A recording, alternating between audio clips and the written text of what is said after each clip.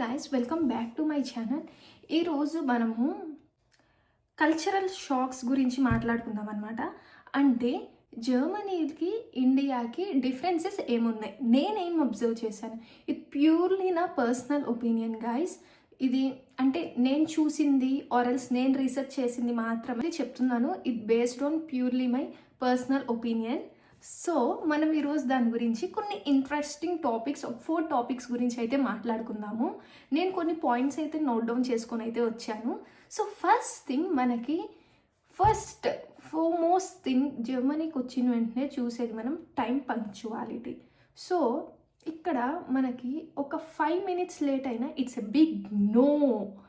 5 minutes lates అయినా ఇదేదో ఒక 1 hour ఒక 5 hours లేట్ అయినట్టు ఫీల్ అవుతారు.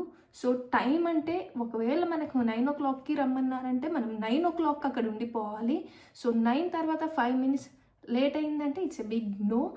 బట్ అదే మన ఇండియాలో అయితే ఒక 9 o'clockకి సపోజ్ ఒక 1/2 hour to 1 hour లేట్ అయినా అది మేనేజబుల్ అనమాట. సో నేను మేజర్గా చూసిన డిఫరెన్స్ ఏంటంటే టైమింగ్ అనమాట. Timing is most important in Germany.